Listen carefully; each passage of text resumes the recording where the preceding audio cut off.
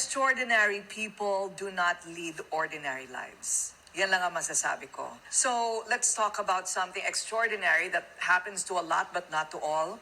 You had cancer. Yes. You had it. Yes. And I can't imagine having it all and then suddenly being given that news. Actually, it happened. Well, for everybody, this is the first time I'm going to discuss it, and only because I trust you. And I think it's over. But, I had cancer in 2016, and I was diagnosed with third stage cancer of the breast. And I went to Europe and the States for treatment. So I kind of disappeared for about a year and a half to 2 years. In my daughter's wedding, Crystal, I was bald, completely bald. I was diagnosed, I think, January of the year. And then I went to Europe and I was told by them there that I was going to die.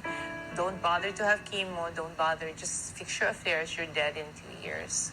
I went to New York Presbyterian, and they wouldn't give me anything. Then, I said, so what are my chances? And they were very quiet. We'll try our best. That's when I knew how much Atom still loved me. He went with us talaga. I think that's when he and Hayden got close because they were in every CT scan, PET scan, radiation thing. And then Crystal had her wedding on a certain date, so I had to have my chemo. My mom passed away. In the middle of having my chemo, I kept asking my mom, she's 89. I said, Mom, you have to stay with me because we're so close, like you are with your mom. I said, I need you talaga. Please don't leave me.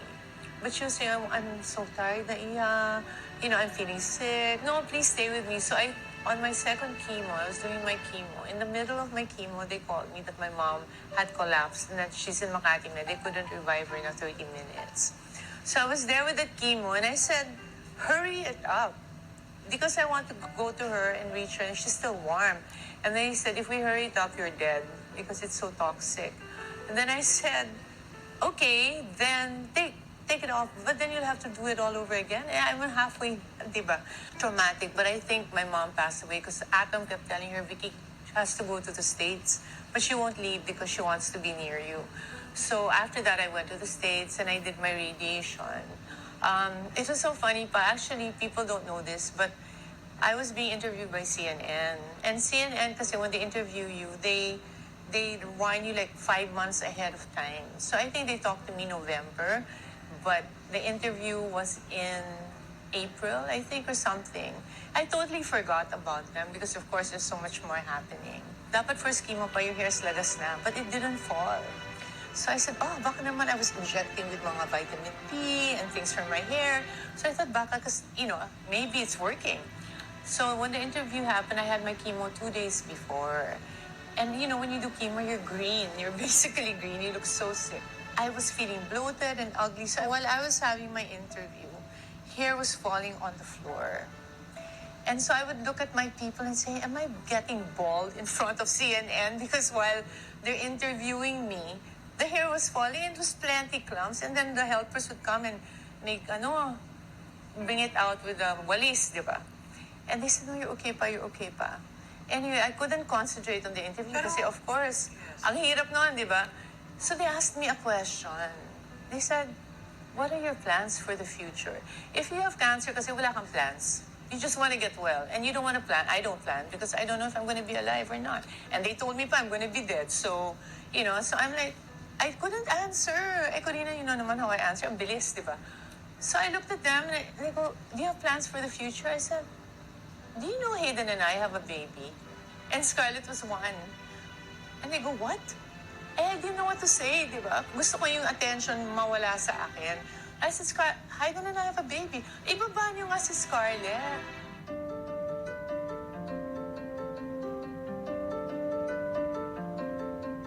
That's why na-announce. And because we weren't planning to say anything. I mean, if people find out, they find out. But what's this announcement? Parang, who are we? We're just doctors.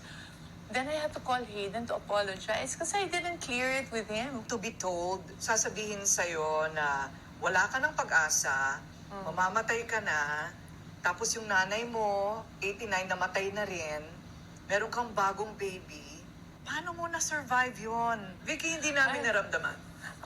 Hindi kaming mga nakapaligid sa'yo, hindi namin naramdaman yung pinagdaanan mong napakahirap na yun. Yeah. Well, talaga, alam mo kayo, I think nakikita yung mga Instagram, kakalan niyo yung mga life namin perfect or mapakasaya, nagbabiyahe, nag-shopping, whatever. Korina, everybody has a challenges. Wala talagang perfect buhay. So huwag kayong ma-depress pag nakita nyo ganun. Tapos yung life nyo, hindi pala, feeling nyo hindi ganun kaganda. Lagi nyo hanapin yung ganda sa buhay nyo. Health is so Health important. is wealth. So now that's really my thing. Health, like you and I. When you get older, ano na yun, di ba? Slow down a bit. I'm already older. You look so younger. Thanks to Belo. I'm blown away by what you went through. So, anong secret? That you still look this fabulous, you are well. So, paano? Ano ang prayers, of course, you Prayers, of say. course, But family, love, support, Yes. right? And the number one secret is Scarlett. Scarlett, they're all near you. Why don't you say hi? Can't beat that surprise. No, because I hope you enjoyed Kenya with me. And if Kasi I really look at her, ako, and I want to be with her. I don't want to leave her naman so young, di ba? So I kept praying, Lord, please give me time. So iyak yun. na rin ako kasi ganun din yung mga anak ko, ang liliit pa. Kaya all I can think of is how to live to be 120 years old. Oh, kaya natin yan. Kaya natin yan. Sabi nga ng patients ko, ikaw talaga, nung bata ka, wala kang pakialam about all these aging things kasi hindi mo pa dinaanan. But now that you're older, I know this is a lot of anti-wrinkling, how to keep your hair black. Right. So, ganun, may keep it thick, di ba? So, that kind of thing. Kawawa naman si Scarlett kung minsan na-pressure siya. Kasi 6 months pa lang, dinala ko na siya sa Maldives, Japan, Paris. Kasi in my mind, I want to be with her. When she does, hey, she's only 6 months, how can she? So, ngayon, super enjoy ako. Thank you for the biggest. Kasi 7 years old is a really good age. It's such a privilege and an honor to be trusted with that story, Vicky. So thank you for sharing, and believe me, in this moment, you have inspired so many.